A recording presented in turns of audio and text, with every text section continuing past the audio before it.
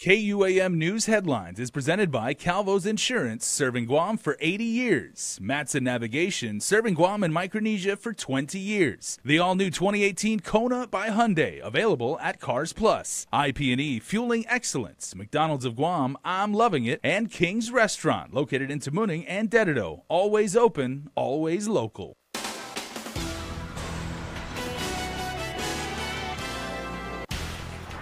Coming right up on Guam's primetime news, a viral video showing a trail of blood at a local high school leaves many in shock. Carmen Terlahi gets to the bottom of what exactly happened. Plus, it's tax day. Were you one of those waiting until the 11th hour to file? And in Decision 2018 news, the GEC has begun accepting candidate packets. Keani Mendiola has the very latest. Today, everybody, and good evening. We thank you for tuning in tonight's broadcast on air or online, because we lead off with a story that had thousands of you talking on all sorts of social media platforms as a video was sent around showing a trail of blood at a local high school up north. It evidently belonged to a student, did the blood, and in a second video, that same student was seen debris hitting a classmate. The pair of videos that went viral at Simon Sanchez High School is alarming. DOE officials confirming today the student caught on camera was skipping school and apparently had one too many drinks. Carmen Terlahi has the story, but we do want to warn you that this video contains graphic content. A pair of videos gone viral. A Simon Sanchez High shark slapping another student in the face twice. The next video showing a broken window at the main door entrance of Simon Sanchez High School, leading to a hallway trailed with blood. DOE confirming it happened after students took their lunch on Monday. Yesterday, the school principal, Ms. Nayan, had reported that an 18-year-old student had jumped over the fence. Obviously didn't come to school, but was outside the school property, came over the fence, was belligerent, possibly intoxicated, as per the staff who had to respond to the case, indicated that he did smell like alcohol. Acting Superintendent Christopher Anderson confirms a witness report that the student was probably drunk. Anderson says as staff tried to take the student to the main office, he became even more agitated. Because of his belligerent nature, he did assault one student. The student became more belligerent, had broken a plexiglass in one of the classroom windows, which did affect a student in the classroom. The glass had actually broken onto the student. Student was treated by the nurse and is fine. Ultimately punching the glass through the door, his injury leaving a large amount of blood in the hallway. As a result of breaking the window, had punctured maybe an artery or something in his arm or wrist that caused him to bleed profusely. The student was treated by a school nurse before being taken to GRMC. When asked if DOE is taking any action, they could only say it's confidential, but standard protocol doesn't tolerate his behavior. Terroristic conduct, intoxication, leaving campus without permission, vandalism, those are all serious, severe behavioral offenses, categorized as level 3, and suspension and possibly a DAC hearing are the types of actions that school administrators would typically take on students who commit these kinds of offenses. Meantime, the Guam Police Department is also investigating. No word if the 18-year-old will face charges at this time. Reporting for Guam News Network, I'm Carmen Victoria Terlahi. All right, Carm, thanks so much for that report. Investigators say the student that was seen bleeding out in the video is now in stable condition. A 40-year-old man is captured after being accused of sexually molesting a 7-year-old girl last month. Dead Detour is charged with first-degree criminal sexual conduct along with the vulnerable victim special allegation. The victim told police the suspect went into the bedroom. It's alleged that he digitally penetrated her genital area. The victim then told investigators that the suspect wiped his hands on her face before picking her up and allegedly humping her. Police were able to track down the suspect Monday, making the arrest. Also, one man is under arrest after a machete attack outside a store here in Harmon on Sunday. Rocky Jack has been charged with aggravated assault with the special allegation of possession of a weapon in the commission of a felony. Court documents state the suspect allegedly swung the machete at the victim, causing a cut on his arm. The suspect's also accused of shattering the victim's car window. He then allegedly threw the weapon at other people in the car before taking off. The suspect was later located and taken into custody. More from the crime scene. GPD's robbery task force arrested a man accused of stealing money and car keys from a woman outside her Dededo home. Joshua Thomas Tengileg is charged with third-degree robbery and unauthorized use of a motor vehicle. Documents state the suspect approached the victim asking if he could use her car. It was after she repeatedly refused that the suspect is accused of opening her bag, then taking $40 and her car keys. The suspect then allegedly dragged the victim on the gravel road for several feet before taking off in the car. Police later found the suspect. In other news, family and friends said their very final and somber goodbyes to the 23-year-old that was killed after a serious crash in Dededo earlier this month. Funeral services were held at the Santa Barbara Church in the Northern Village for Zachary Dayrit. Several longtime friends shared stories remembering the young man's life during the service. We, of course, reported that Dayrit was heading home when investigators say he lost control of his vehicle and collided with a concrete pole. An autopsy report showed that he died as a result of a crushed chest. Toxicology results are pending. Too much drugs and not enough customs officers. That was a sentiment at the Guam legislature this afternoon. In the hot seat, Guam Customs in quarantine. During the informational briefing, the agency details just how crafty smugglers are getting. Crystal Paco reports. How do drugs get into the island?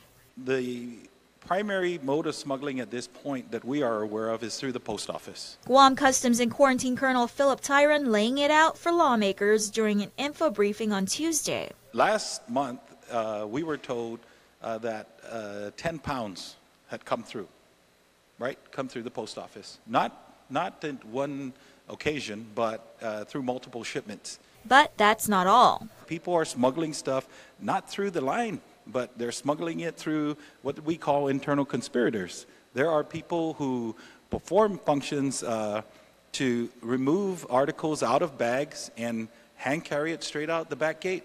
Why go through the front when I could just fool customs to the rear? Part of the problem, current personnel at Guam Customs is 109. Ideally, they'd need double that to get their job done right. When we have a higher concentration of people and we're able to move them, the smuggler has to guess where we're going to be. But currently, they don't even have to guess. They know, well, they're definitely not back here. Another problem, smugglers are getting creative. Customs Director James McDonald says they have to start thinking outside the box. Quite literally. We want you guys to understand that, it's not just the regular bags, it's not just the regular cargo. These guys are being very creative, and we need to get smarter, and, we need to protect our people out there. Some other avenues that I wanted to mention also is that we're seeing is, small boats coming in from neighboring islands, smuggling in drugs into Guam. Those are one of the gaps that we need to close in on. Another thing is that we're having problem with at the airport is internal smuggling, through the cavity. That's becoming very common now with us. A lot of people don't know about that, but people come in, human carriers coming in through the airport. McDonald details a recent incident at the airport involving a smuggler in a wheelchair. Our dog just happens to be around there, and he sniffs 1 pound of meth on the cushion of this individual, that is sitting on a wheelchair. And then after that, we get information from DEA. Hey guys, you guys need to start checking the corpse, the casket that's coming in. So you see, we have to start being more creative now. The supply and demand high, no doubt about that. And part of their justification to increase service fees in order to hire more officers among their other needs. When a pound of drugs passes through the borders, the domino effect it has in the community and the cost is astronomical. So, that's why we're down here. To improve services, including additional manpower, Customs proposes increasing their airport's service fee from $8.29 to just over $18. As for maritime and air cargo, Customs initial rates are $5 for every 0.0012.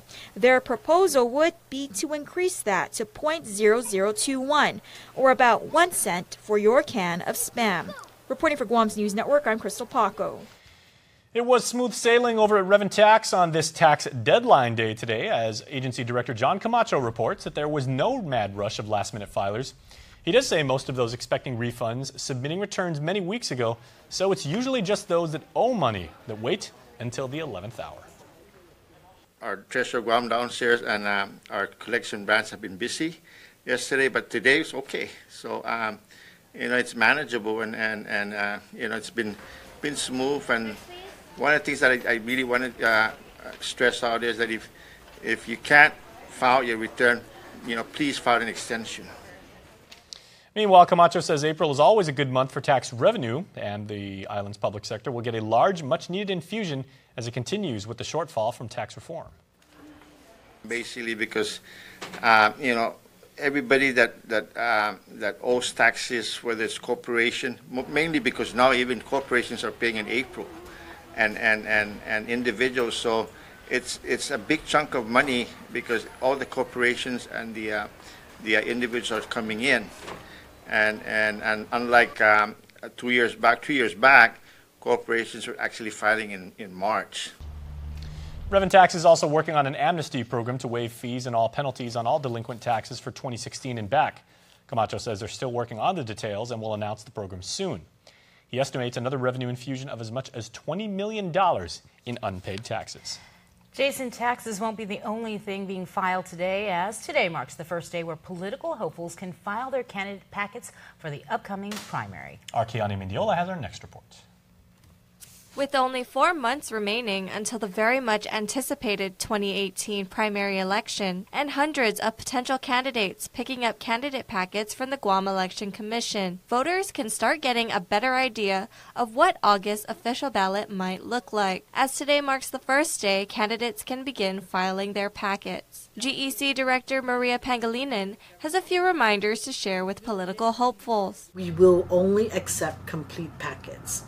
And so in the packet will be quite a few things, including a signed affidavit of certification of qualifications and nominating petitions. So with the nominating petitions, we will accept the packet if it contains the minimum number of signatures. If it contains less than the minimum number of signatures, we will not accept it. So for senator, it'll be 250. For governor and congressional delegate, it's 500. Personal financial disclosures, with an exception for current incumbents. The law says that they can file an extension.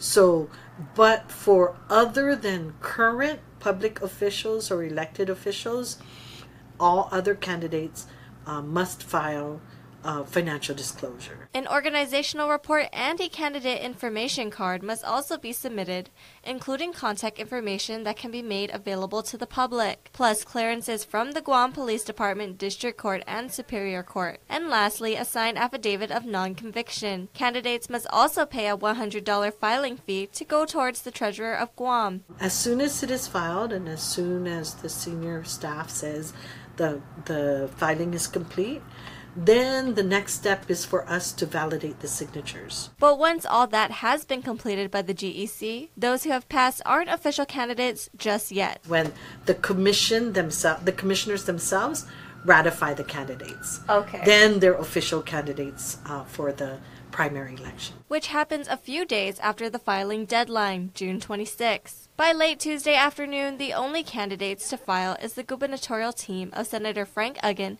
and Alicia Limtiaco. Reporting for Guam's News Network, I'm Kiani Mendiola.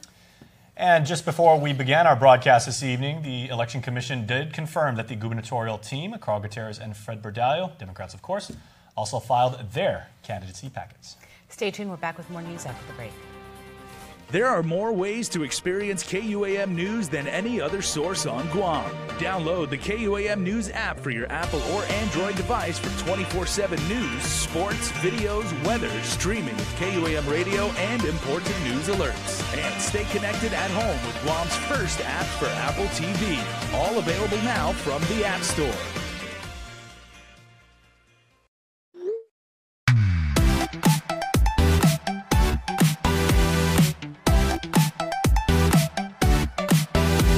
Half the day, I'm in the club.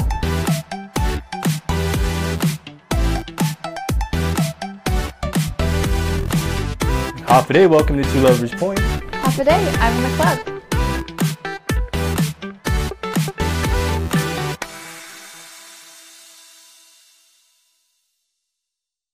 Our Our mighty SUV mega sale is going on now at Cars Plus, and you're going to save big with cash back on every purchase. Get to Cars Plus and shop our great selection of Hyundai Santa Fe's, Tucsons, and the all-new Kona, Guam's most affordable SUV. Or our full line of Jeeps, like a new Jeep Renegade, save $6,000, or a new Jeep Cherokee, save $4,500, with rates as low as 1.99% APR for qualified buyers. It's Cars Plus, mighty SUV mega sale. Cars Plus, driven by you. There are more ways to experience Guam via KUAM News, giving you what you want, when you want, and how you want it. From smart devices, Alexa, what's in the news? Here's your flash briefing. Over the web, on mobile, on streaming platforms, with immersive, interactive formats, and via social media where it's more than just content, it's conversation. More ways to keep you informed and entertained whenever you want it, wherever you are, on whatever device you're using. Welcome back to the show, everybody. It has now been a decade and tens of millions of dollars since the federal government took over, but the Guam Solid Waste Authority is counting down the days until the trash system is finally turned over to them. But as Nestor Lecanto reports, GSWA has one more major hurdle to clear before a June 30th target transition. GSWA needs to formally adopt new rules and regulations before the district court will give the go-ahead for the transfer of full control. A federal receiver was appointed in 2008 to overhaul a system and a dump site in Ordot that had been in violation of the Clean Water Act for many years before. GSWA Chairman Andrew Gale says for the most part, they want to stay with what's been working.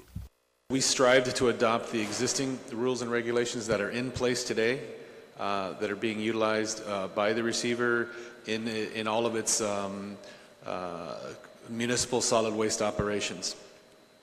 And again, we would appreciate the support, your support in helping us promulgate these rules. The two committee members at the hearing, Senators Talina Nelson and Tom Atta, had a few concerns about rates, future funding needs, and debt service reserves, but indicated they will push for legislative approval ahead of the next status hearing, scheduled for May 11th before District Court Chief Judge Francis Tedinko Gatewood. Now, I believe the rules and regs, having a set of approved rules and regs, is going to be a key piece in the district court's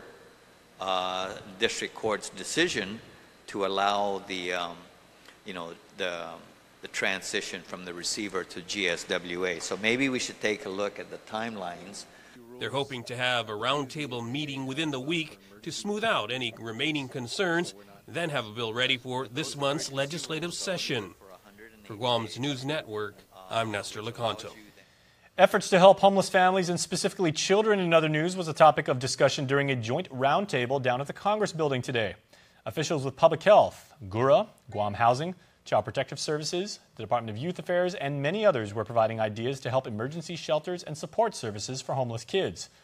They went over strategies and services that are currently available, with lawmakers noting 41% of the more than 600 homeless people on Guam are under the age of 18 and therefore children. The goal of the meeting is to find a safe place for the island's youth that are in need.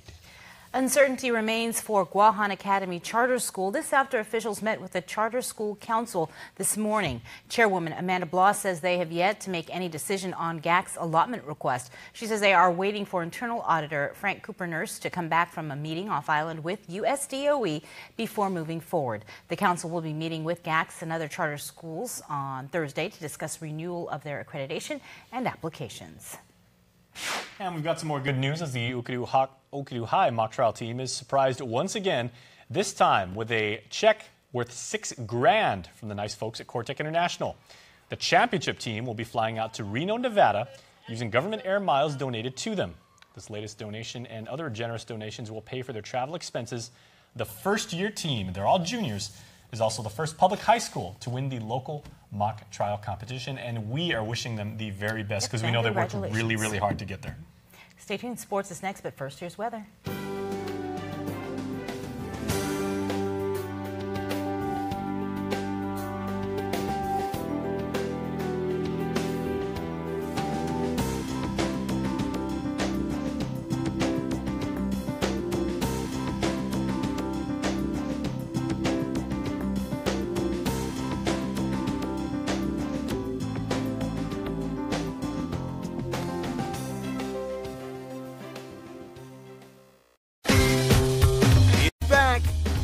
smartphone super sale event.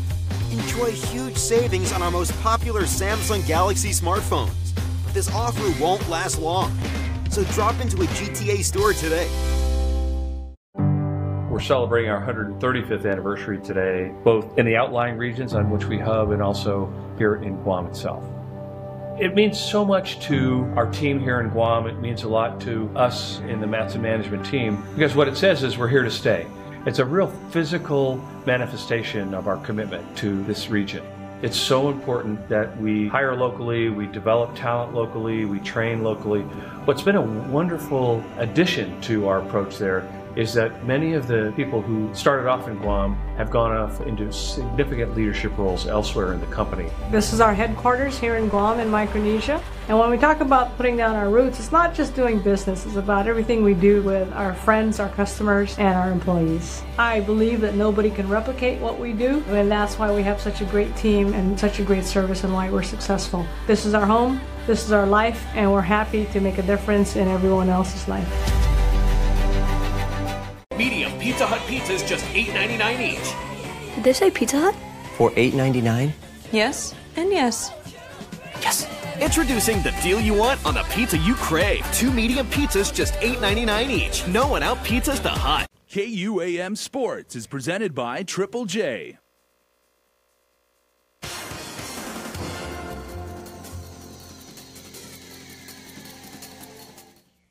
Dave Delgado here for KUAM Sports, brought to you by Triple J. True Grit Rugby Tournament crowned champions in the men's and women's division. We'll take a look at highlights from those two games, along with some information on this weekend's karate tournament taking place at the Jigo Gym. Check it out.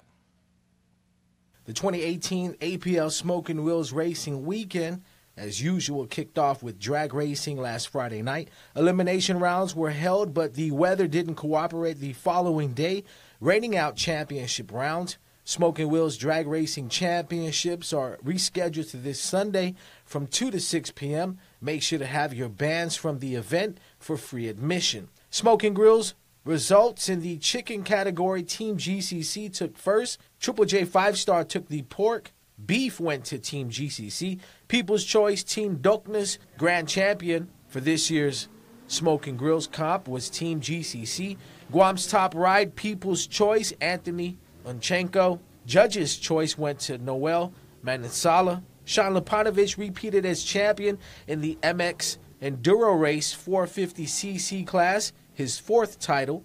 Go Kawaguchi won the Open A and B class for ATVs. Off-road 4-hour enduro race. This year's champion was Ikuo Hana.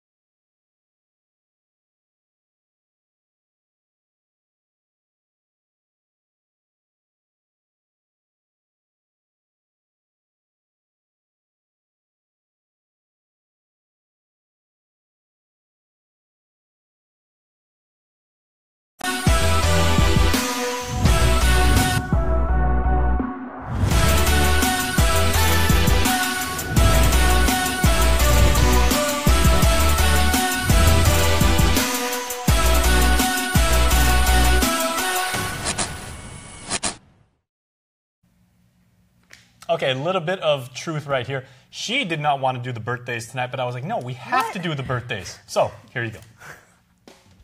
Happy birthday to the following special Guamanians, Bernadine Cepeda. Happy birthday, Auntie Din. This comes from your family and all of your friends. Jayshawn Santos, happy 7th birthday from your mama and papa. We hope you had a wonderful day. Happy birthday number 5 to Elijah John Salas. This comes from Daddy and the entire Ungakta family. Also, happy birthday tonight to Deborah Rosario, who blew the candles out. And happy special belated birthday wishes to someone who turned 4 today. This is Kainoa Meno. This is coming from all your friends, family, and all of us at KUAM.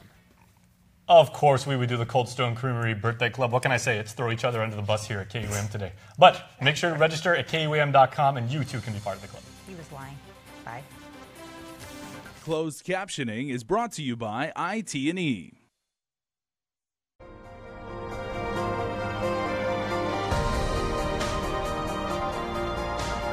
Health, home, and lifestyle. Presented by Paradise Fitness Center, changing lives since 1996. Welcome to News Extra. I'm Carmen Victoria Terlahi, and in our lineup tonight, we'll learn about the upcoming island-wide conference on disabilities, as well as a highly anticipated depression recovery program. But first, here's Nurse Jen with Health Check. Health Check with Nurse Jen is presented by Island Cancer Center. Half a day, I'm Nurse Jen. They are tiny little mites that lay eggs on the skin, leaving silvery lines with random dots that are notable. It's an itchy and highly contagious skin disease caused by an infestation of mites known as scabies. And it's common here on Guam, and anyone can get it. Especially vulnerable are the elderly, the young kiddos, and those with a weakened immune system. Starts as a relentless, itchy skin rash with additional signs of small red bumps and blisters. The female insect burrows into the skin, most commonly on and between the fingers, the toes, the hands, the wrists, heels, elbows, armpits, inner thighs, and the groin areas. When the eggs hatch, the mites repeat the cycle. Occasionally, the intense itchy skin leads to frequent scratching, hence breaking down the skin surface area and predisposing one to a secondary skin infection. The intense scratchy itchiness that accompanies scabies is an allergic reaction to the mites, their eggs, and their feces. Scabies can be transmitted from person to person or from mange animal to person. According to the CDC, a person diagnosed with scabies will need to be prescribed a scabicide agent or cream, such as ivermectin or permethrin, and an anti-parasitic medication that kills the mite and swiftly gets rid of the scabies. It's to be applied to all areas of a clean body, starting from neck down to the feet, all the way down to the toes. Both sexual and close personal contacts who have had prolonged skin-to-skin contact with an infested person should seek medical care also. Bottom line, all persons living in the same household should be treated at the same time to prevent reinfestation. A common home remedy may include applying tea tree oil. Add 10 drops of tea tree oil to 100 milliliters of your own lotion and apply throughout your body. Or you could soak in a bathtub filled with about 25 drops of tea tree oil added. In addition, vacuum all upholstery and wash all clothes and linen in boiling hot water at about 100 degrees Celsius for about half an hour. Use gloves when handling possibly infected mite upholstery, linen, and clothing. It was too much fun hanging out with you tonight again. See you next week, same place, same channel. I'm Nurse Jen, reminding you, don't wreck yourself, health check yourself. Health Check with Nurse Jen is presented by Island Cancer Center. There's still so much more to come on Extra. Keep it here.